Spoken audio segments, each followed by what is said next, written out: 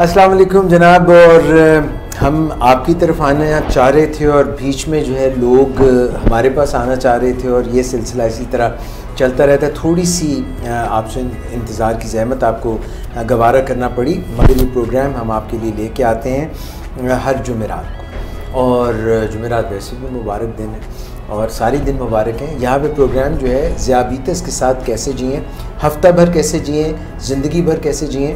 आज इत्तेफाक की बात यह है कि मैंने अपनी चाय जब मंगवाई बग़ैर चीनी के, तो हमारे प्रोड्यूसर साहब पूछने लगे कि आपको भी शुगर है। मैंने कहा सर है तो नहीं, अभी ज़ाहिर तो नहीं हुई, टेस्ट में तो नहीं निकली, मगर हम पहले से अगर हिफ्ज़ मा तक़द्दम के तौर पे कुछ एहतियाती तदाबीर अपनाने लगें, और जायका अपनाने में ज़्यादा देर नहीं लगती, बग़ैर चीनी के भी मज़ा आने लग जाता है। तो प्रोग्राम आपके लिए लेके आते हैं ज़ियाबीतस के साथ कैसे जिएँ। Doctor Imtiaz Hasan, consultant diabetologist, medical director diabetics institute Pakistan private sector में लाहौर में माशाल्लाह बेहतरीन इदारा है, और we have so many clients who are absolutely happy with us. तो आपकी मुलाकात करा रहे हैं डॉक्टर इम्तियाज़ हसन से। अस्सलाम वालेकुम। डॉक्टर इम्तियाज़, ऐसा है कि बहुत से लोग फीडबैक दे रहे हैं, पॉजिटिव फीडबैक दे रहे हैं माशाल्लाह, और हम भी ये कोशिश करते हैं कि ज़्यादा से ज़्यादा लोगों के जो मसाइल भेजे गए हैं इनबॉक्स में भी, और ये जो हमें नीचे लाइव प्रोग्राम में कमेंट्स आ रहे हैं वो भी शामिल किए जाए। अगर आपके जहन में इस प्रोग्राम को बेहतर बनाने का कोई हो वो भी हमें बताइए। नाजरीन, आपके जहन में कोई तरीका, कोई ज़रिया, कोई आप ख़ुद आना चाहें, वैसे तो हमारे इतने सारे मरीज़ हैं आपके अपने, और उनको भी बुलाया जा सकता है, जब आप कहें उनको भी हम बुला सकते हैं। मॉडल डायबिटिक्स हैं जो गुज़श्ता 20 साल से आपके ज़ेरे इलाज हैं और माशाल्लाह बड़ी अच्छी। तो any suggestions are most welcome from you, being a consultant, being an expert in this field. लोगों को पहले भी इतना फ़ायदा पहुँच रहा है, और अगर इसको एक स्टेप अप करना चाहें तो भी यू आर मोस्ट वेलकम। नाज़रीन, इसके अलावा मिस इकरा तारिक हमारे साथ हैं। मिस इकरा, क्या हाल है आपका? ठीक ठाक। आपके कितने वज़न गेन किया आपने बर्थडे पे, अपने पिछले हफ्ते जो आपकी बर्थडे पे? मैंने तो किया ही नहीं, चेक ही नहीं किया। अच्छा, चेक ही नहीं किया? देखा ही ये बस बेस्ट है ना चेक करें तो ना पता चले। तो खूब आपने फिर बर्थडे जो है अच्छे तरीके से मनाई, और लोगों को ये भी बताया कि बर्थडे पे कैसे डायबिटिक्स भी मना सकते हैं। बिल्कुल, ये भी बताया। नाज़रीन, ये सिलसिला जो है मेरा ख्याल है हम बग़ैर किसी तवक्कुफ़ के आगे लेके चलें। डॉक्टर इम्तियाज़, आज का जो पहला सवाल है मिस इकरा आप भी सुन लीजिए, और फिर आप उससे रिलेटेड डॉक्टर साहब से सवाल भी कर सकते हैं। डॉक्टर साहब, ये सवाल है कि 10 साल से ज़ियाबीतस का मरीज़ हूँ और इंसुलिन लगाता हूँ। बाज़ औक़ात इंसुलिन लगाने के वक्त ब्लड शुगर 90 या 95 होती है, क्या मैं इस लेवल पर इंसुलिन लगाऊँ या ना लगाऊँ? ग़ुलाम रसूल हैं कसूर से। ये बड़ा अच्छा सवाल है। बहुत सारे जो हमारे जो डायबिटिक अफराद हैं ये क्वेश्चन करते हैं कि, और बल्कि बाज़ औक़ात खुद ही फ़ैसला करके डोज़ को मिस कर देते हैं। वो ऐसे होते हैं कि जी मेरी शुगर तो 90 थी या 100 थी, तो मैंने सोचा कि इंसुलिन लगाऊंगा तो लो हो जाएगी। तो उनसे मेरा एक थोड़ा सा सवाल आगे से होता है, काउंटर क्वेश्चन जिसको कह सकते हैं। मैं ये कहता हूँ कि क्या आप खाना खाएँगे जब और आप इंसुलिन नहीं लगाए, कि आपकी शुगर बढ़ेगी या कम होगी? वो कहते जी डेफिनेटली ये तो बढ़ेगी। तो मैंने कहा अगर आपने इंसुलिन नहीं लगाई होगी तो इसको कौन सी चीज़ इसको कंट्रोल करेगी? कोई चीज़ कंट्रोल नहीं करेगी, तो आपका कंट्रोल ख़राब हो सकता है। तो एक छोटी सी एहतियात जो हम बताता भी हूँ अपने पेशेंट्स को, कि अगर फॉर एग्ज़ाम्पल एक रूल ऑफ थंब जैसे कह लें कि अगर आपका शुगर लेवल 100 से नीचे है और आपकी इंसुलिन का वक्त है, आप कुछ थोड़ा सा कुछ लाइट सा स्नैक, आधा फ्रूट, आधा सेब या कोई फ्रूट ले लें, और सिर्फ निस्फ घंटा वेट कर लें, इंतज़ार कर लें। ज़ाहिर है कि आपका जो शुगर लेवल है वो 100 से नीचे था, जो ऊपर चला जाएगा। तो अब आधे घंटे बाद आप अपना रूटीन का इंजेक्शन लगाएं और अपना जो रूटीन का खाना खा लें। तो आप पहले जो सो कॉल्ड लो को नॉर्मल कर लें, 100 से अबव लें, फिर अपना रूटीन का टीका लें और अपना खाना खा लें। तो ये टेक्निक ये काम। अच्छा डॉक्टर इम्तियाज़, मैं ये चाहूँगा कि थोड़ा सा इसको आप मज़ीद एलैबोरेट करें। क्या मैं जानना चाहूँगा, मैं ये जानना चाहूँगा कि ये जो सोच के हामिल लोग हैं जो कहते हैं कि भी मेरी 90 है, ये 100 है और अब मैं इंसुलिन मिस कर दूँ, अगर ये टीका नहीं लगाएंगे जैसे आपने फरमाया तो 90-100 नहीं रहेगी, वो 110, 120, 140, 150 हो जाएगी अगर वो यकसर मिस कर दें। अगर ये डोज कम कर लें तो क्या होगा, ये एक मेरा सवाल है। और दूसरा, आपने फरमाया कि कुछ खा लें, तो खाने से कहाँ तक ऊपर जाएगी और फिर किस तरह से ये है? देखिए, जो उसमें जो खाने की जो क्वांटिटी है उसको हम बहुत कम रखेंगे। जैसे आधा सेब है या छोटा सा कोई फ्रूट है वो ले लें, जिससे हमें ये है कि कुछ 110 से 120 की रेंज में है जो कंफर्टेबल। क्या ऐसे लग रहा है कि शुगर गिर रही है तो वो जो खाना आप कह रहे हैं खाने को, उसने थोड़ा सा उसको रोक लिया, और अब आप इंसुलिन लगा के अपना खाना जब खाएंगे तो आपका कंट्रोल बेहतर हो जाएगा। अच्छा, जब हम बात करते हैं, हम एक पैटर्न की बात करते हैं। बहुत दफ़ा ऐसे होता है कि हम जब हम अपना जो शुगर मॉनिटरिंग चार्ट देते हैं पेशेंट को, हम उसको पैटर्न शीट भी कहते हैं। तो उस पैटर्न से हमें अंदाज़ा होता है कि आपका शुगर लेवल इंक्रीज़ हो रहा है, कौन से दिन को सुबह दिन को आपका लेवल बढ़ता है या कम होता है, दोपहर को कम होता है या रात को कम होता है या ज़्यादा होता है, तो हमें पैटर्न पता चलता है। अगर आपको रोज़ाना ही पैटर्न है तो ऑब्वियसली फिर हम डोज रिड्यूस करेंगे। अगर हम डे 1 पे डोज रिड्यूस कर दें, एक रीडिंग पे डिसीजन ले लें कि वो नहीं लेना चाहिए, तो क्या होगा कि अगली रीडिंग उसकी हाई आ जाएगी, तो फिर हम डोज को बढ़ाते फिरेंगे। तो एक सी-सॉ का पैटर्न आ जाएगा।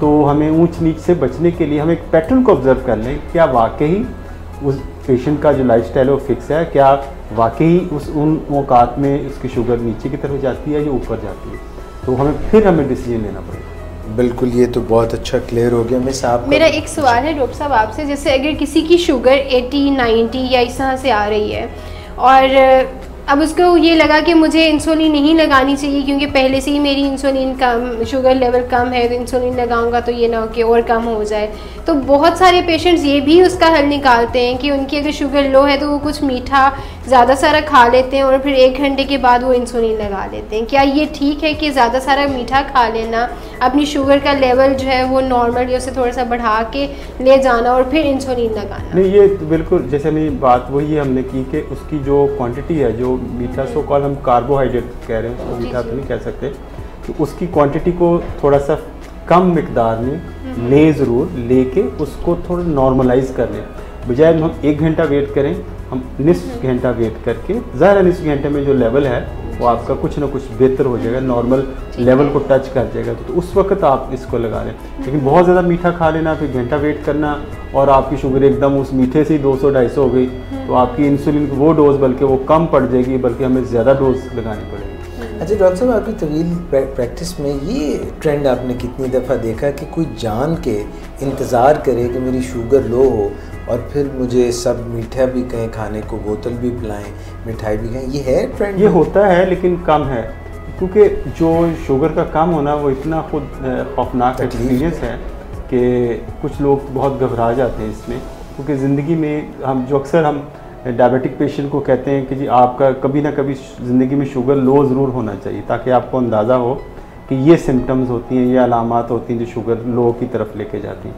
तो हमें इस पर थोड़ा सा जो है कि उस पेशेंट को वेट, बहुत कम वेट लोग हैं, लेकिन वो लोग करते हैं जो बड़े माहिर और फनकार हो चुके होते हैं, जो अपनी इंसुलिन के साथ खेलना जानते हैं, अपनी डायबिटीज़ को मैनेज कर रहे होते हैं और बड़ा क्लोजली मॉनिटर कर लेते हैं, वो ऐसी गेम कर सकते हैं। कुछ लोग ऐसे होते हैं कि उनके, but it's not a good thing, it's not a good thing, because के डेफिनेटली जब ओवर यूज़ ऑफ इंसुलिन करते हैं उससे वेट गेन के प्रॉब्लम आते हैं, हाइपोग्लाइसीमिया का यानी लो ब्लड शुगर का प्रॉब्लम आ सकता है। तो लेकिन कुछ लोग ऐसे हैं कि अपने खाना खाने के शौकीन हैं, जैसे टाइप 1 हैं, टाइप 1 वो अपनी जो डोज़ को एडजस्ट कर लेते हैं, बर्गर खाने गए हैं, पिज़्ज़ा खाने गए हैं, कोई फास्ट फूड खा रहे हैं, उनको पता है कि हमारी शुगर इतना बढ़ेगा, तो एक उनको टेक्निक पता चल जाती है जिससे वो उनको पता चलता है कि इस खाने के लिए, इसके लिए मुझे इतने यूनिट्स चाहिए होंगे, तो वो यूनिट्स इंसुलिन के लगा के, शॉर्ट एक्टिंग इंसुलिन के लगा के अपनी शुगर को कवर कर लेते हैं वो। डॉक्टर साहब, आजकल एक बड़ा ट्रेंड चला है, ऐसी ऐप्स आ गई हैं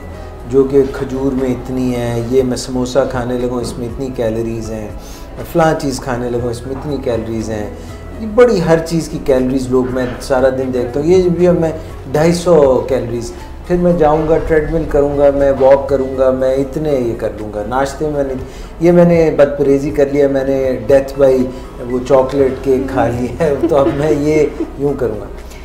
ये तरीक़ाकार जो है कैलोरीज़ पे, तो चलो मुझे नहीं पता है, रियली डोंट नो कि कितना इफ़ेक्टिव है, मगर ये फरमाइएगा कि ये ग्लाइसीमिक इंडेक्स जो है कि भाई ये इतना मीठा है, ये ट्रेंड को आप कैसे देखते हैं? देखिए, इसमें ये पता होना चाहिए कि हमें ग्लाइसीमिक इंडेक्स का पता, कैलोरीज का जो ताल्लुक है वो वज़न के साथ है।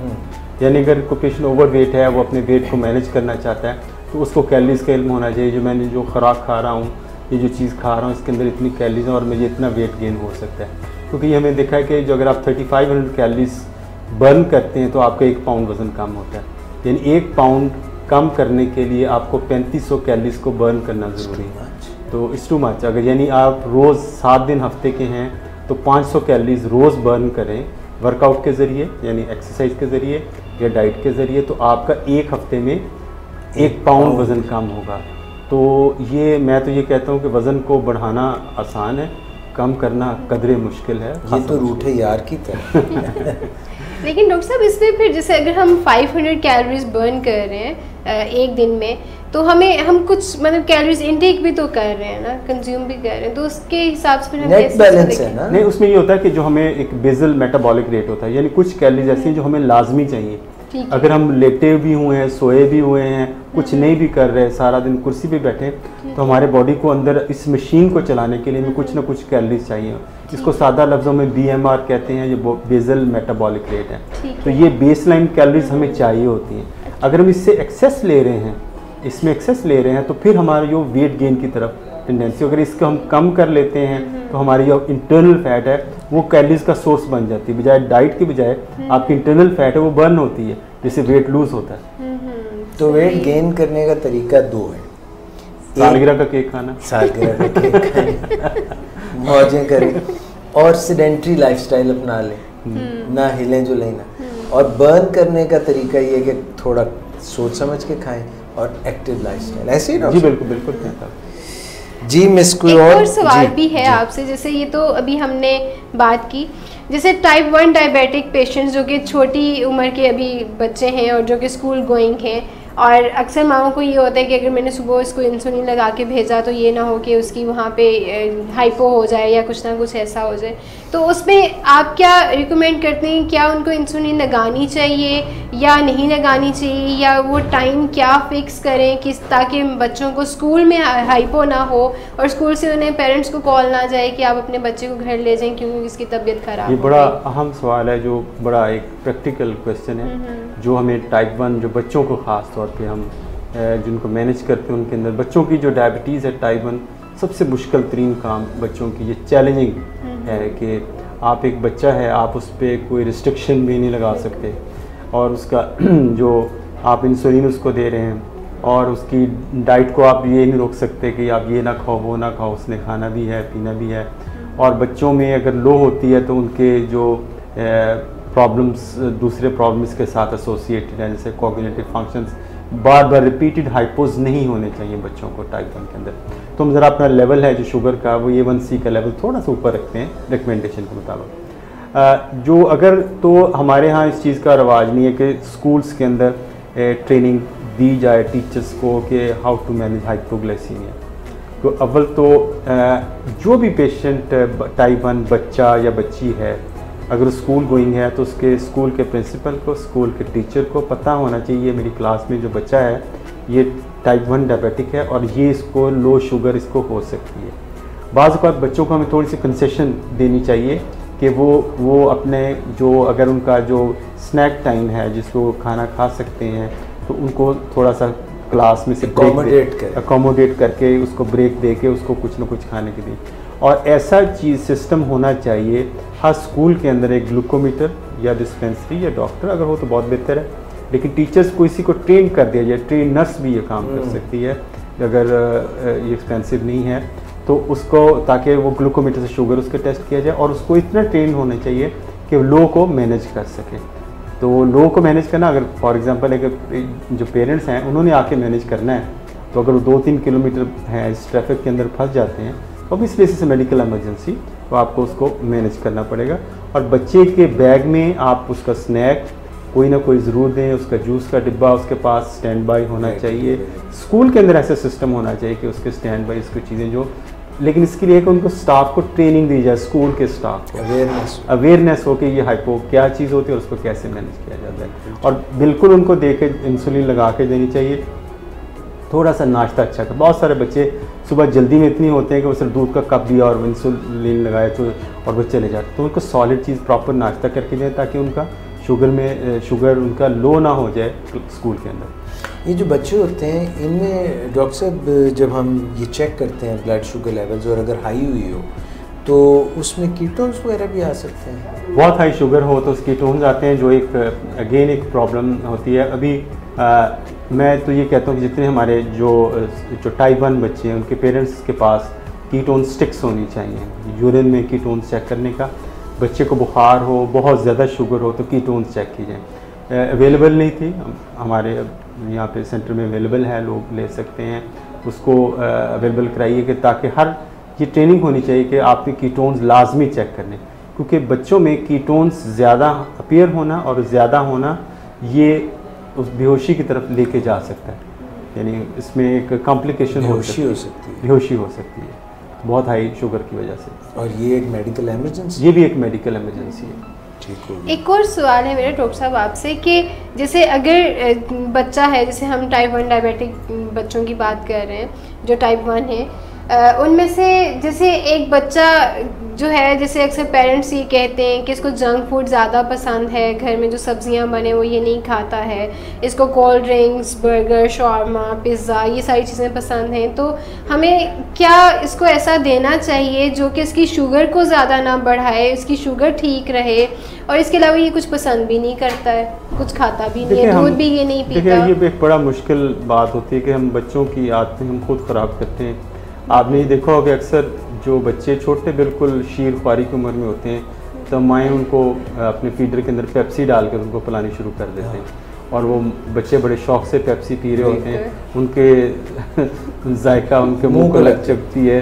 तो और हम जो बच्चों को जो डाइट्स हैं वो बिल्कुल टोटली अनबैलेंस है। माएँ ऐसी डाइट्स बना दे रही होती हैं जो बिल्कुल अनहेल्दी हैं, तो बहुत ज़्यादा जंक फूड का इस्तेमाल है, बच्चों को बना के दे रहे हैं, बिरयानियाँ चल रही हैं, बहुत फैटी फूड्स चल रही हैं, क्योंकि हमारे एक कॉन्सेप्ट है कि बच्चों को बड़ा मोटा ताज़ा होना चाहिए, और ये इस मोटा ताज़ा रखने के चक्कर में बच्चों को बाकी ओबेसिटी की तरफ लेके चले जाते हैं। ओबेसिटी एक बच्चों के अंदर एक बहुत बड़ी प्रॉब्लम है, लेकिन जो टाइप 1 हैं बच्चे लाजमी तौर पे उनको शुरू से अगर तो बहुत बचपन में है तो उनको आदतें बदलना आसान होता है, लेकिन इसमें कंटिन्यूस काउंसलिंग की ज़रूरत है कि आप उनको बच्चों को भी बहुत सारी चीज़ें जो हेल्दी भी हैं उनको अट्रैक्टिव तरीके से प्रेजेंट किया जाए। जो फूड की प्रेजेंटेशन है वो बड़ी इम्पोर्टेंस रखती है कि आप जो है कि आप अगर आप उसको अच्छी हाई फाइबर डाइट देना चाह रहे हैं, अच्छी उसके पैलेटेबल बना दें, प्रेजेंटेबल बना दें, ताकि वो बच्चा उसको पसंद भी करे और खाए भी, बजाय कि हम जंक फूड से बच्चा को हो। लेकिन क्योंकि जो खाने पीने की हैबिट्स है ना, ये बिल्कुल ये माइंड के अंदर घुसी होती हैं, बिल्कुल आपके बिलीफ्स की तरह घुसी होती हैं, तो जब तक उसको चेंज करने के लिए ऑब्वियसली आपको बिहेवियर चेंज करनी पड़ेगी, वो आप लोगों का फील्ड है। किसी होटल में जाए ना तो बड़ी सी एक अच्छी सी प्लेट आएगी, उसमें ना चावल जो है उनको किसी ऐसी चीज़ से ऐसे मूदा मार के ना वो ऐसे यूँ ढेरी सी बनाई होती है। फिर कई जगहों पे वो ऐसे कुछ डिज़ाइन सा उस पर प्लेट पे बना दिया जाता है। अब वो लगता बड़ा अच्छा है, मगर ज़रूरी नहीं है कि उसका पोर्शन भी ज़्यादा हो। तो this is how to present to the kid, 1।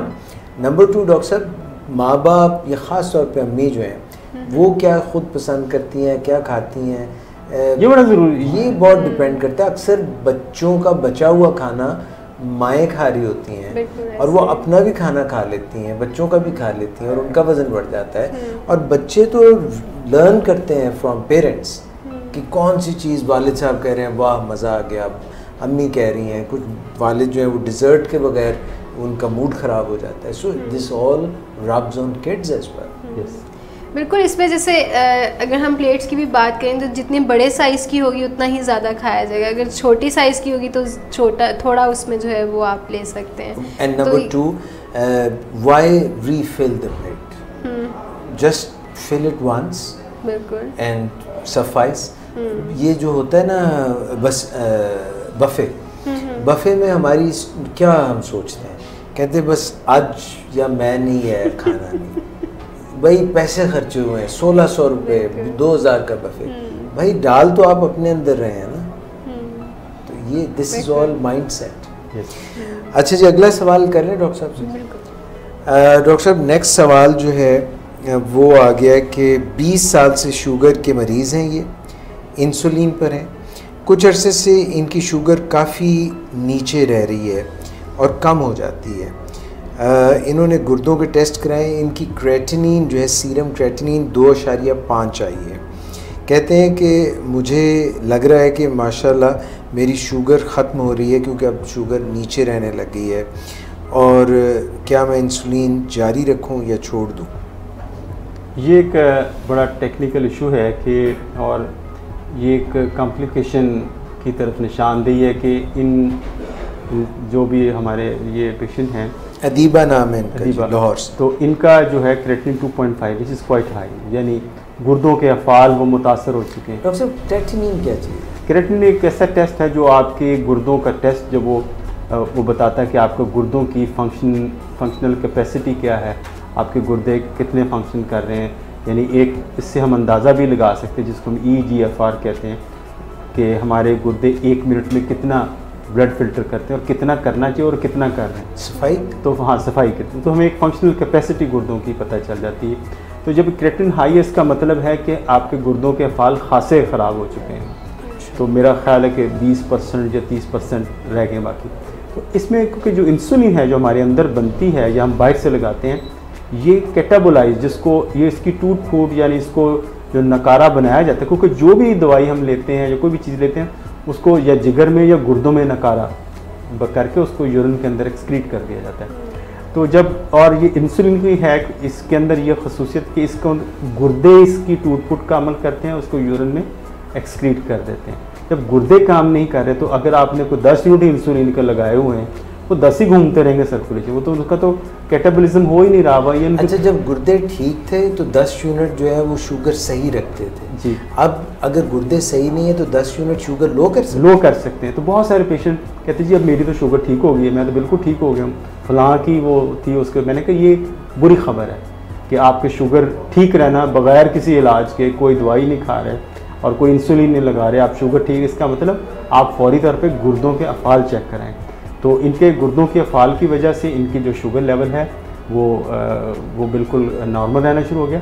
अब इनके अंदर इनको फौरी तौर पे 2 डॉक्टरों के पास जाना। डॉक्टर साहब एक सवाल और कर लो। जी कर। आपने फरमाया कि 2.5 क्रेटिनिन जो है वो बुरी है, ठीक कितनी है, बुरी कहाँ तक होती है, और जब बुरी हो जाए तो उसका हल क्या है? अच्छा, उसमें ये एक पूरा एक नेफ्रोपैथी का हम इसमें क्वेश्चन को कवर करते हैं। जो नॉर्मल है 0.1 से 1.2 1.3 तक हम नॉर्मल करते हैं। फीमेल के अंदर रेशो थोड़ी सी ज़रा और कम होती है। तो इससे क्रेटिनिन से भी ज़्यादा ज़रूरी है EGFR। EGFR होती है जो एस्टिमेटेड ग्लोमेरुलर फिल्ट्रेशन रेट, यानी सफाई, गुर्दों की सफाई करने का एस्टिमेशन कर लेते हैं, की जा सकती है आपकी एज के हवाले से, आपके वेट के हवाले से, तो उसको हम कैलकुलेट करते हैं। दैट इज़ मोर इम्पॉर्टेंट, और उसी की बुनियाद पे हम क्लासीफाई करते हैं। तो इनका EGFR लाजमी तौर पे जब कैलकुलेट किया जाएगा वो कम होगा।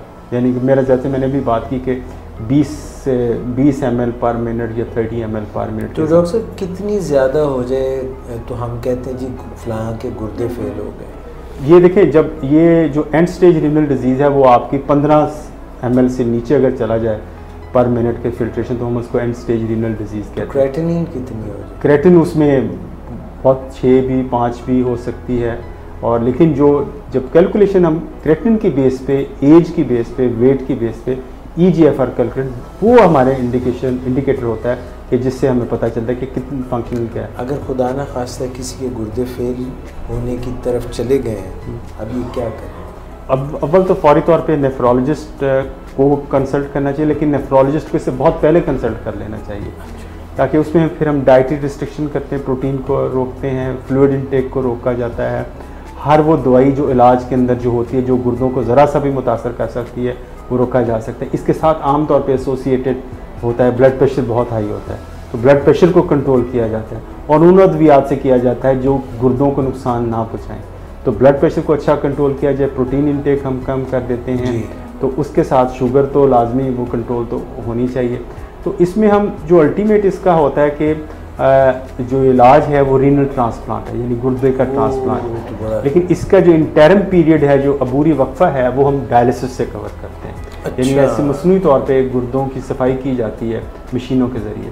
तो जो मशीनें गुर्दे साफ़ करती हैं, तब तक आप अपना रीनल ट्रांसप्लांट के लिए मैच तलाश कर लेते हैं, दोनों तलाश करते हैं, तो फिर एक मुश्किल काम की तरफ चले जाते हैं। डॉक्टर साहब, एक सवाल मैं आपसे ये पूछना चाहूँगी कि जैसे क्या ऐसा डायबिटीज़ में पॉसिबल है कि एक इंसान जिसकी शुगर पहले कंट्रोल में नहीं थी, वो इंसुलिन अब लगा रहा है, इंसुलिन लगाने से कुछ सालों के बाद उसकी शुगर कंट्रोल में आना शुरू हो जाती है, एक अच्छा कंट्रोल आ जाता है और उसका HbA1c भी बेहतर आ रहा है, तो उसे क्या इंसुलिन की बजाय फिर दोबारा मेडिसिन पे शिफ्ट किया जा सकता है अगर उसका ब्लड शुगर कंट्रोल अब अच्छा है, HbA1c भी? ओरल मेडिकेशन देखिए ये बड़े बाज़ औक़ात है ना, ये पेशेंट की ख्वाहिशें भी होती हैं। पेशेंट ये कहते हैं जी मैंने गोलियां खा रहा हूँ, अभी इंसुलिन लग गई है, तो मेरी इंसुलिन कब बंद हो जाएगी? तो मेरा अगला उनसे काउंटर क्वेश्चन ये होता है कि आपने ये सोचा था कि आपकी गोलियां भी कभी बंद हो जाएंगी?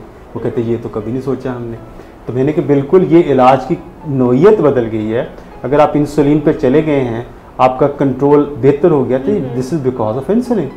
तो they should continue with the insulin. उसकी डोज में एडजस्टमेंट हो सकती है, ओरल टैबलेट पे वापस जाना वो आपको तो ज़ाहिर है कुछ खुद तो नहीं पता चलेगा, शुगर लेवल ख़राब हो जाएगा ना, तो शुगर लेवल ख़राब होगा तो प्रॉब्लम्स हैं। तो हमने जिसको कंट्रोल किया है, अच्छा बात लोग समझते हैं कि इंसुलिन अब शुरू कर दी, ये अब आखिरी इलाज है, अब मेरे साथ ये चिमट गई है, अब मुझे पता नहीं ज़िंदगी में क्या होने वाला है। ये चीज़ को, ये मिथ है, जिसको कॉन्सेप्ट को क्लियर करें। इंसुलिन इलाज की किस्म है और बेहतर इलाज है और अच्छा इलाज है जो आपको कॉम्प्लिकेशन से बचाता है।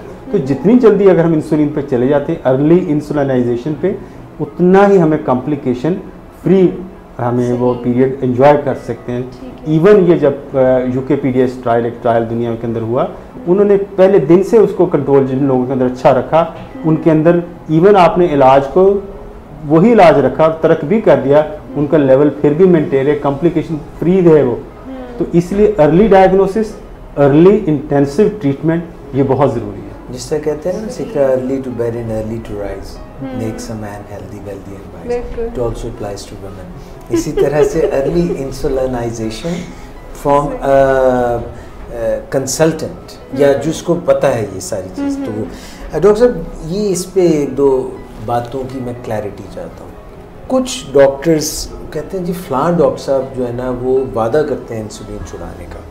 मुझे ये बताइए कि वो कोई कंडीशंस ऐसी हैं, जैसे कोई कहें हामला खातून हो गई, उनकी डायबिटीज़ निकल आई, जैसे कोई लोग हनीमून पीरियड का जिक्र करते हैं, जैसे कोई लोग कहते हैं जी कोई ज़ख़म लग गया था, कोई फलाना हो गया था। कोई ऐसी कंडीशंस हैं कि डॉक्टर ने कहा जी आप अभी इंसुलिन इस्तेमाल करें, बाद में मैं छुड़वा भी दूँगा। क्या ऐसा मुमकिन भी है? देखिए, उसमें अगर ये एक इंडिकेशन है कि जब आप जो American association of clinical endocrinologist की जो एक रिकमेंडेशन है, गाइडलाइन है कि आप एक पेशेंट न्यूली डायग्नोज पेशेंट होता है, आज उसको शुगर हो गई है और उसका A1C HbA1c 9% से ऊपर है, ये तो हाई है, और साथ उसको सिम्टम्स हो रही हैं, वेट लूज़ कर रहा है और उसको यूरिन बार बार आ रहा है, उसकी भूख प्यास की शिद्दत है और 9% से ज़्यादा है, तो वो कहते हैं डे 1 से इंसुलिन पे आप उस पर स्विच हो जाएं।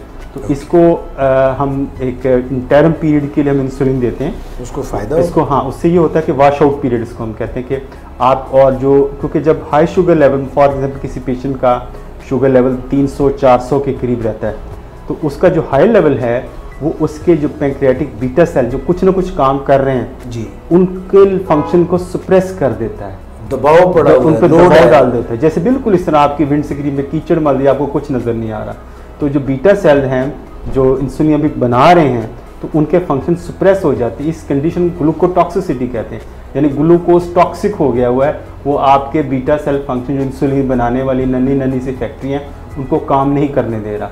तो जब आप इंसुलिन देते हैं तो ये ग्लूकोटॉक्सिसिटी का इफेक्ट ख़त्म हो जाता है और बीटा सेल की जो फंक्शनिंग है वो बेहतर हो जाती है। तो कुछ अर्से बाद उनको अंडर ऑब्जर्वेशन रखा जाता है, तो उनको हम ओरल पे स्विच कर सकते हैं वापस। अच्छा, दिस इज़ वन कंडीशन। और जैसे इस तरह के प्रेगनेंसी में किसी खातून को डायबिटीज़ हुई है, पहले नहीं थी, प्रेगनेंसी के अंदर रही है, the moment the baby is delivered insulin sugar is gone, then you can switch over. अगर वो आप पहले गोलियां खा रही थी तो वो आपको उनको गोलियों पे दोबारा शिफ्ट करते हैं। लेकिन ये ज़रूरी है अगर वो लैक्टेशन के फेज़ में है, अगर बच्चे को दूध पिला रही हैं, फिर आपको इंसुलिन को कंटिन्यू करना पड़ेगा, क्योंकि बेहतर है, क्योंकि जो अक्सर अद्वियात जो शुगर की हैं वो मिल्क के अंदर भी एक्सक्रीट होती हैं और बच्चे को प्रॉब्लम कर सकती है। तो डॉक्टर साहब अगर कोई बंदा जो है उसका कोई फिंसी निकल आई, कोई फोड़ा निकल आया, कोई जख्म लग गया, कोई इन्फेक्शन है, जैसे अभी कल एक पेशेंट थे वो या कोई सर्जरी में जा रहा है, ट्यूबरक्लोसिस उनको हो गई थी, तो उनका शुगर लेवल ओरल भी ले रहे थे, तो मैंने उनको यही मशवरा दिया कि आप जब तक आप टीबी का इलाज चलता है, आप शुगर लेवल कंट्रोल रखा होता है तो आप इंसुलिन पे रहें। इंसुलिन ने बजाते खुद एक तो शुगर कंट्रोल करने की दवा है या हार्मोन है, दूसरा ये एक हीलिंग हार्मोन भी है। हीलिंग ज़ख़म को जल्दी मुंतमिल करने में हेल्प आउट करता है। आपका जो ज़ख़म अंदरूनी तौर पे इन्फेक्शन के साथ अगर कोई मुकाबला कर रहा है तो उसकी क़ुव्वत मुदाफ़ियत को बेहतर करता है। तो एक बेहतर चीज़ है, इसके बारे में हवा क्रिएट करना, ये ना लेना, ये आखिरी इलाज है, ये बहुत बुरा इलाज है, ये इसके बाद कॉम्प्लिकेशन शुरू हो जाएगी, this is end of life, ये सारी एक फेक हैं, मिथ्स हैं और इसमें सुनी सुनाई चीज़ें ज़्यादा हैं और नेगेटिविटी ज़्यादा है। मेरा ख़्याल है कि हमें उन पेशेंट को भी, जैसे आपने कहा था प्रोग्राम को हम जब बात करें, कभी कभार हम एक दो पेशेंट ऐसे जो इंसुलिन ले रहे हैं और अपनी ज़िंदगी को उन्होंने बेहतर बनाया, तो वो एक ज़्यादा मोटिवेशनल रोल अदा कर सकते हैं। क्योंकि अगर मैं बात करता हूँ तो मैं शायद कोई टेक्निकलिटी के हवाले से बात करूँ, आप करें या मिस करें, तो लेकिन जो पेशेंट टू पेशेंट जो वर्ड ऑफ माउथ है वो ज़्यादा पावरफुल एक टूल है आपको कम्युनिकेशन का, जिससे लोगों पे इफ़ेक्ट भी ज़्यादा होता है, लोग बात भी ज़्यादा सुनते हैं। तो मेरे ख्याल से इसको भी हम कुछ गेस्ट कभी महीने में एक ऐसा हो, हमारा मॉडल पेशेंट हो, जो पेशेंट के लिए एक मोटिवेशनल जिसका रोल हो, वो उसको हम बुलाया जा सकता है। डॉक्टर साहब, एक टैबू टॉपिक्स टाइप होते हैं, हम अक्सर बात नहीं करते, मगर डॉक्टरी है, लोगों की हेल्थ है। दो सवाल, क्योंकि आप इंसुलिन की बात कर रहे हैं, जिन लोगों का वज़न कम होना शुरू हो जाता है, तो अक्सर लोग आते हैं कहते हैं जी मेरे मोढे बिल्कुल रह गए हैं, थाइज जो है वो पतली हो गई, वज़न कम हो गया, कमज़ोरी बढ़ी है, and when they talking about कमज़ोरी, सेक्शुअल वीकनेस भी होती है। ये बताएं कि इंसुलिन कुछ इन लोगों के लिए मददगार हो सकती है? एक तो जो वज़न की जो मिथ्स हैं वो अपनी मिथ्स हैं बहुत ज़्यादा। लोग अगर एक पेशेंट आते हैं हमारे पास, वो कहते हैं कि जी कम से कम वज़न 100 किलो तो होना चाहिए ना, हाँ 100 किलो के बगैर तो सजता ही नहीं बंदा। हाँ, ठीक है, उनको लोगों को बेसिकली अगर हम सर्वे करें, मेरे शायद 90% लोगों को अपना नॉर्मल वेट नहीं पता कि हमारा नॉर्मल वेट होना कितना चाहिए। वो आप बताया करें ना body mass index. Body mass index को जब वो कहते हैं वो यकीन नहीं करते, कहते इस तरह तो मैं ज़िंदा नहीं रह सकूँगा, मुझे तो लोग कहेंगे तुम्हें क्या हो गया, तुम तो, मैं तो पीयर प्रेशर से ही फौत हो जाऊँगा, शायद शुगर से फौत होना, तो पीयर प्रेशर से ही मुझे लोग मार देंगे ताने दे दे के। पर खैर ऐसे लोग जिनका वेट उनका कम होता जा रहा है और बहुत कमज़ोर हो गए हैं, तो इंसुलिन को मैं दवाई नहीं कहता, इंसुलिन को मैं हार्मोन कहता हूँ। हार्मोन वो चीज़ है जो बॉडी फंक्शन को रेगुलेट करती है जी। और नेचुरली प्रोड्यूस हो रही है, आपके बॉडी के अंदर बन रही है। अनफॉर्चुनेटली डायबिटिक पेशेंट के अंदर जो टाइप 2 है, या तो कम बन रही होती है जी, या बन रही होती है उसको रेजिस्टेंस का सामना होता है। तो ऐसे लोगों को हम, जिनका वेट लूज़ होता जा रहा है, क्वालिटी ऑफ लाइफ ख़राब होती जा रही है, तो इंसुलिन एक मौजज़ाना असरात रखती है। उससे लोगों की शुगर बेहतर होती है, क्वालिटी ऑफ लाइफ बेहतर हो जाती है, उनके बहुत सारी वीकनेसेस जो हैं वो कवर होना शुरू हो जाती है।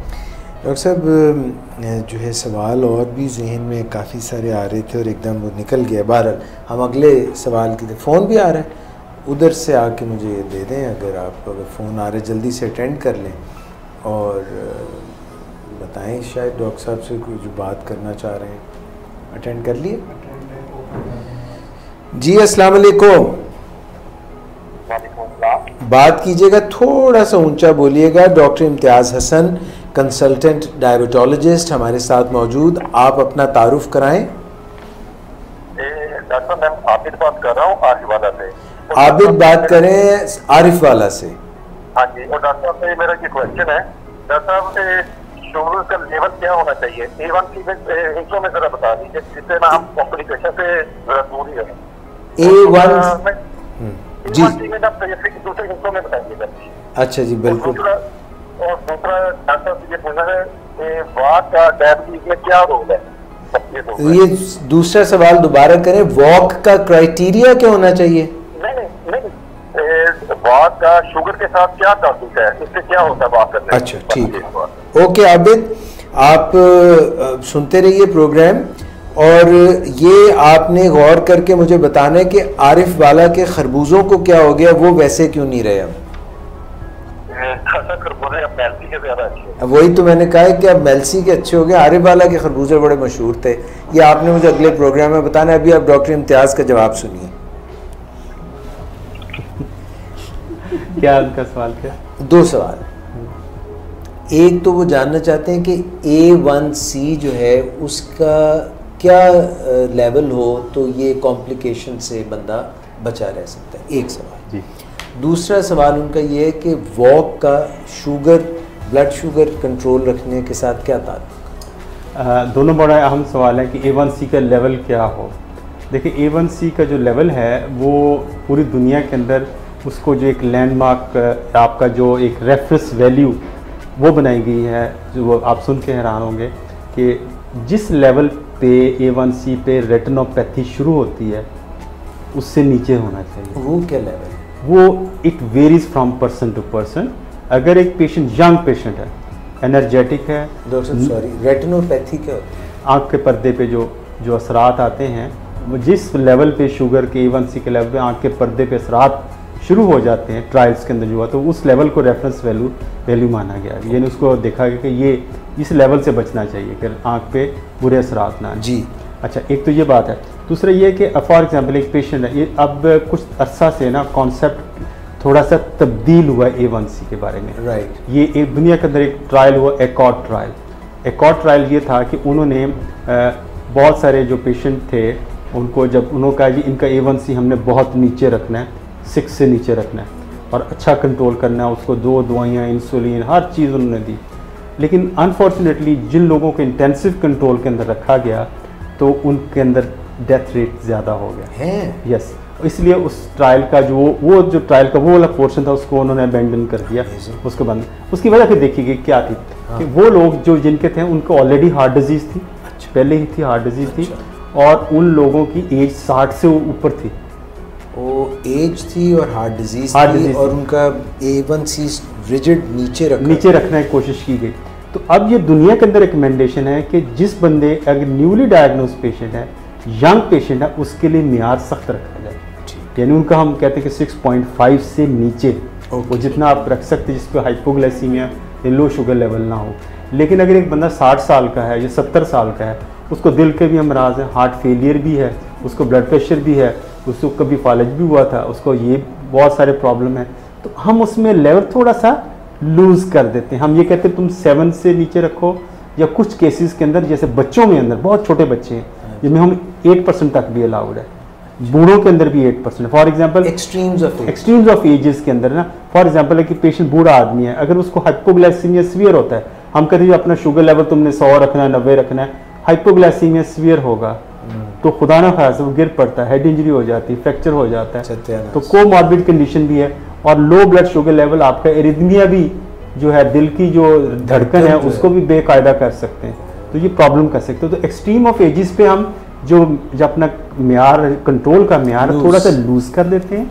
और लेकिन जो बेस्ट लोग इनके लिए जिनकी एजुकेटेड हैं और अपना यंग हैं और उनके अंदर एनर्जी लेवल ज़्यादा है, वो स्ट्रगल कर सकते हैं, उनको हम अच्छे कंट्रोल की तरफ लेके जाते हैं कि वो अपना कंट्रोल बहुत टाइट कंट्रोल रखें। तो it varies from person to person. एक यंग बच्चे के अंदर बहुत टाइट रखेंगे जी, हाइपो होगा, कॉग्निटिव फंक्शन उसके इम्पेयर होंगे, तो बच्चों में भी थोड़ा सा लेवल को हम ऊपर की तरफ रखते हैं। अच्छा, इसमें जो दूसरा इनका जो सवाल है कि वाक का क्या ताल्लुक है, तो एक समझाने की खातिर मैं उनको कहता हूँ, हालांकि इसमें साइंटिफिक कोई उसमें कोई सच्चाई तो नहीं है, मैं कहता हूँ ये जो आपकी टांगे हैं ना, ये इंसुलिन बनाने वाली फैक्ट्री है। क्योंकि जितना इस फैक्ट्री को चलाओगे, इस्तेमाल करोगे, आपकी इंसुलिन बनेगी। वाह, ये समझाने के लिए। तो इसका मतलब फिर इंसुलिन की ज़रूरत बाहर से कम पड़ जाएगी? कम पड़ेगी आपकी। जब आप अच्छी वॉक करते हैं, आपका जो ट्रीटमेंट की मिकदार कम होती जाती है, आपकी क्वालिटी ऑफ लाइफ बेहतर होती जाती है, आपका वेट पे अच्छा असरात आते हैं, आपकी जो इंसुलिन की मिकदार कम होती जाती है। तो फ़ायदे ही फ़ायदे हैं। मैं इसको मुफ्त का इलाज कहता हूँ। और मुफ्त का ये बिल्कुल इसी तरह कि आप जैसे एक एडिशनल टीका आप इंसुलिन का साथ लगा। ज़बरदस्त। डॉक्टर साहब एक और कॉल। जी अस्सलाम वालेकुम। हेलो अस्सलाम वालेकुम डॉक्टर इजाज़ साहब, इम्तियाज़ साहब और तारिक जो बैठे हैं, अल्लाह ताला आप सबको। मिस इकरा तारिक वो माइंड कर जाती हैं अगर उनका नाम सही ना ले। मिस इकरा तारिक, डॉक्टर इम्तियाज़ हसन। डॉक्टर इम्तियाज़ हसन और आपका नाम डॉक्टर इजाज़ है ना? हाँ बिल्कुल सही पहचाना। आपका क्या नाम है? अजर दे और फवाद दे। सर मेरा नाम नूर मोहम्मद हुसैन है, मैं कराची से बोल रहा हूँ। आप तो नूर वाले हुए फिर। जी सर, आप तो खुद नूर वाले हैं। तो अल्लाह पाक डायबिटिक में डालने के बाद ये नूर बड़ा धुंधला जाता है, आपको पता है। तो डायबिटिक होने से कुछ नूर में कमी तो नहीं हो जाती? डॉक्टर इम्तियाज़ हसन तो ऐसा नहीं मानते। डॉक्टर इम्तियाज़ हसन तो माशाल्लाह ऐसे डॉक्टर सर हर जगह अवेलेबल नहीं है। मसला ये कि ये सुनने के बाद नॉलेज बहुत हो जाती है, हौसला भी मिलता है आपके प्रोग्राम को सुन के, तो बहुत वो होता है। लेकिन सर मेरी एक सजेशन है कि पूरे पाकिस्तान में बहुत लोग पुअर हैं जो ना तो डॉक्टर इम्तियाज़ साहब तक पहुंच सकते हैं, ना ही इस जैसे कंसल्टेंट तक पहुंच सकते हैं, और ना ही वो फ्री सपोर्ट कर सकते हैं। दुनिया में सर इस वक्त बेशुमार जगह पर टेली मेडिकल की फैसिलिटी अवेलेबल है। करेक्ट। तो मैं ये चाहता हूँ कि डॉक्टर साहब सर ये इतना और कर दें इस गरीब आवाम के लिए, अल्लाह पाक इसका बेइंतहा अजर सवाब आपको देगा कि एक पेशेंट की without any responsibility on your shoulder कि अगर किसी की डायबिटिक कितनी है, उसका HbA1c कितना है, उसकी कंडीशन ये है, और इस सब के बाद तो वो ये मेडिसिन स्टार्ट कर सकता है। और अगर इसके बाद उसका लेवल ठीक होता है तो वो ये मेडिसिन स्टार्ट कर सकता है।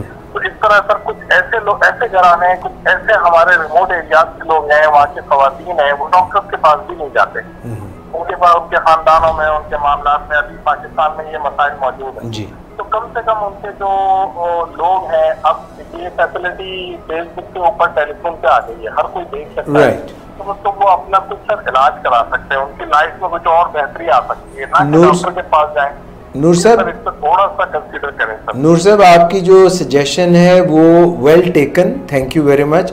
और डॉक्टर साहब भी इसका कुछ जवाब देंगे और एक आध इस पे रिमार्क मैं भी दूंगा। तो नूर साहब, आप कराची में होते हैं? जी सर, मैं कराची में हूं। कराची में नाजिमाबाद में भी डायबिटिक्स इंस्टीट्यूट पाकिस्तान, ये जो प्रोग्राम अभी आप देख रहे हैं, ये doctor Imtiaz Hasan diabetics institute Pakistan Lahore की जो ब्रांच है, जो हेड ऑफिस है, उसके मेडिकल डायरेक्टर हैं। वैसे नाजिमाबाद कराची में भी डायबिटिक्स इंस्टीट्यूट पाकिस्तान शुरू हो चुका है। अच्छा जी। और ये जो आपने कुछ गुजारिशात पेश की हैं, उससे डॉक्टर इम्तियाज़ हसन की भी माहिराना राय लेते हैं और कुछ मेरी भी इसमें होगी। आपका पूरा नाम क्या है? नूर मोहम्मद साहब, थैंक यू वेरी मच। आप सुनते रहिए, देखते रहिए। थैंक यू, अस्सलाम वालेकुम। अच्छा डॉक्टर साहब, इस पर एक दो राय मेरी है।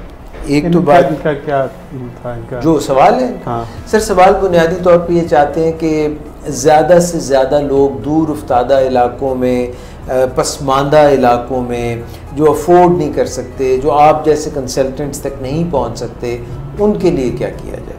तो एक दो मैं बातें कह देता हूँ, फिर आप अपना जवाब दीजिएगा। पहली बात तो ये डॉक्टर साहब और नाजरीन कि ये जो प्रोग्राम हम आपके लिए पेश कर रहे हैं अभी, ये फ्री ऑफ कॉस्ट। डॉक्टर साहब भी इस पर हमसे चार्ज नहीं करते। इसमें अपना टाइम निकाल के हर जुमेरात को न सिर्फ प्रोग्राम में वो तमाम बातें जो अपने कंसल्टेशन रूम में डॉक्टर साहब बताते हैं, वो यहाँ पे आके भी बताते हैं। 1 नंबर 2, ये जो है प्रोग्राम मौजूद रहता है डायबिटिक्स इंस्टीट्यूट पाकिस्तान के फेसबुक पेज पे, आप इससे कभी भी फ़ायदा उठा सकते हैं। तीसरी बात, आप डायबिटिक्स इंस्टीट्यूट पाकिस्तान का जो वेबसाइट है उस पर भी ये प्रोग्राम्स देख सकते हैं। चौथी बात, ये जो प्रोग्राम्स हैं, जो हमारे मरीज़ इससे फ़ायदा लेना चाहिए, डॉक्टर साहब भी बताते हैं कि ये जो बातें, सिर्फ इसमें नुस्खा नहीं लिखा डॉक्टर साहब ने, बाकी सब बातें बता दी, खोल खोल के बता दी। 75% इलाज आपको डॉक्टर साहब ने बता दिए, ये थोड़ा सा बाकी रह गया। अच्छा, और डॉक्टर साहब के जो प्रोग्राम्स ये वाले हैं, वो चाहे कोई बदीन में बैठा हो, चाहे वो कोई जोब में बैठा हो, चाहे वो कोई पंजाब के रिमोट एरियाज़ में बैठा हो, चाहे वो KPK में हो, डॉक्टर साहब ने नहीं मना किया। जितने भी लोग हैं जो जुड़े हुए हैं इलाज से, कंसल्टेंट नहीं हैं, वो GPs हैं, वो ये प्रोग्राम देख सकते हैं। इससे ये सारी फ़ायदे हासिल कर सकते हैं। डॉक्टर साहब का जो लॉन्ग स्टैंडिंग नॉलेज है 20 years प्लस का, उससे फ़ायदा उठा सकते हैं। Then they will be just left with writing prescription which is very basic. तो ये जो हम काम कर रहे हैं नूर साहब, ये उसी की कड़ी है actually. Over to you doctor साहब। अच्छा, इसमें इनकी सजेशन तो खैर उनके कमेंट्स हैं ऑब्वियसली, कि इन्होंने कहा कि हमें जो दूर अफ्तादा लोग हैं, इनकी ख्याल है कि उनको भी बहुत हमें फ़ायदा पहुँचाना चाहिए जी। देखिए, हमने तो इसके फ़ायदा को ज़ाहिर रोका दी, एक ओपन है, जितने इसको देखेंगे लोग। मेरा एक सजेशन ये है कि अगर ये लोगों के अंदर थोड़ी सी अगर अवेयरनेस हो जाए, तो आप जो छोटे गांव में, गोठ में जो लोग बैठे हैं, वो अपना ग्रुप बना सकते हैं। 5-6 पेशेंट्स हैं जो डायबिटीज़ को बैठ जाएं, 5 से 6 बजे बैठ के प्रोग्राम सुने और आपस में और जो आपका प्रॉब्लम वैसे आता है वो हमें टेक्स्ट कर दें, हम कोशिश करेंगे उसका टेक्स्ट के ज़रिए जवाब दें। और कॉल आप कर सकते हैं प्रोग्राम के दौरान। अगर प्रोग्राम ख़त्म भी हो जाता है तो हमारे फेसबुक पेज पे आप उसको क्वेश्चन को अपलोड कर दें, लिख दें, लोग बैठ के सुन सकते हैं। आप घर के अफराद जो फैमिली जिनके अंदर डायबिटिक पेशेंट ज़्यादा हैं, वो अपना एक टाइम फिक्स कर लें। तो just kind of fan club या जिस तरह की को आप लॉयल्टी क्लब की तरह के आप बना के, तो आप उससे फ़ायदा उठा सकते हैं। तो हम जो सारी चीज़ें देखें, किसी ज़माने में WHO ने डिक्लेयर किया था कि जो डायबिटीज़ का जो इलाज है जी, इंसुलिन नहीं है, गोलियां भी नहीं है, कुछ भी नहीं है, फिर सिर्फ एजुकेशन है, सिर्फ education. The treatment of diabetes is education. जितना इसके बारे में आप नॉलेज हासिल करते जाएंगे, और नॉलेज एक वो नॉलेज है जो जंक नॉलेज है। अच्छा। सोशल मीडिया पे बहुत सारी चीज़ें सर्कुलेट करती हैं, मुख्तलिफ मेरी नज़र से गुजरती रहती हैं, जिन कि ये चीज़ नहीं खानी चाहिए, ये खा लें, वो खा लें, ये ख़त्म हो जाएगी, ये कर लें। लेकिन हर चीज़ के पीछे एक साइंटिफिक फैक्ट होना, रेफरेंस नहीं दिया जाता, किसी किताब का कोई हवाला, किसी चीज़ का, किसी जर्नल का हवाला नहीं दिया जाता। मैंने बात कही, वो ऐसे लगा दी, तो वो एक ट्रेंड बन जाता है। तो इसमें शॉर्टकट्स नहीं है, शॉर्टकट्स नहीं है, स्मार्ट वर्क है। शॉर्टकट अगर आप ढूंढेंगे कि मैं ये कर लूँ तो मैं ये ख़त्म हो जाए, ये कर लूँ तो मुझे ये इलाज मिल जाए, ये नहीं। बहुत सारे लोग जो हमें फॉलो करते हैं इस फेसबुक पे, रेगुलरली फॉलो करते हैं। एक मेरे से हमारी वो फ़ैन है फरी जो है, बहुत रेगुलरली मेरे ख्याल से वो कमेंट्स भी देती हैं और वॉच भी करती हैं। वो आपकी बहुत बड़ी फ़ैन है। तो वो मेरे ख्याल से इस तरह के जो लोग हैं ना, अगर हमें कमेंट्स दें, साथ सवाल पूछें, हमारा तो इनकरेज करते हैं, हमें जितने सवाल मिले। लेकिन कुछ टॉपिक ऐसा है, कुछ सवाल रह जाते हैं, है ना, रह जाते हैं अभी हम। लेकिन जिनके सवाल जिन लोगों ने भेजे हुए हैं वो पेंडिंग हैं, मेरे ख्याल से वो आप शामिल करेंगे, शामिल ज़रूर करें। उनको वो ज़्यादा वेट ना करना पड़े, ताकि अगर हम प्रोग्राम में ना डिस्कस कर सकें तो हम ऐसा करेंगे, इस इकरा को हम कह देंगे कि हम उनके जवाब पोस्ट कर दिए जाएं, पूछ लें कि उनको मशवरा आप लिख के आप उनको पोस्ट कर दें, ताकि वो जो उनके सवाल जो पेंडिंग हैं वो भी मायूस ना हो। ठीक है ना, तो जो फ़ायदा उठाना चाह रहे हैं, ताकि हम इसको एक सर्कल में ले आएँ कि लोग पूछते जाएं, हम इसको बढ़ाते जाएं। तो मेरे ख्याल से इस तरह हम एक, ये ज़ाहिर है जो हम कर रहे हैं ये एक कतरे के बराबर है। बहुत कुछ करने की ज़रूरत है, इसको बहुत इम्प्रूव करने की ज़रूरत है। इसी तरह इजाज़त ले लें आज के प्रोग्राम से। डॉक्टर साहब, अगले प्रोग्राम में हम जो इसके साइकोलॉजिकल इफ़ेक्ट्स हैं, डिप्रेशन, टेंशन, स्ट्रेस और फिर डायबिटीज़ से जो उसका ब्रिज बनता है, उस पर हम आपसे एक अभी क्वेश्चन बात भी कर रहे थे, एक पेशेंट का जो सवाल भी था आप मुझसे अभी हम जी वो अगले में सर, हाँ वो उसमें हम डिस्कस करें। हाँ ठीक है, अब काफ़ी टाइम हो गया, अभी आपकी प्रैक्टिस का भी टाइम शुरू हो रहा है, तो अगले में सर ये हम करेंगे बिल्कुल उस सवाल। नाजरीन, इसके साथ ही आज के प्रोग्राम से इजाज़त दीजिए। मिस इकरा तारिक आपका शुक्रिया, doctor Imtiaz Hasan thank you very much. इसके साथ ही नाजरीन, डॉक्टर एजाज कुरैशी को इजाज़त दीजिए। इंशाल्लाह नेक्स्ट वीक थर्सडे को आपसे मुलाकात होगी इसी प्रोग्राम में। अपना बहुत ख्याल रखिएगा। अल्लाह हाफ़िज़।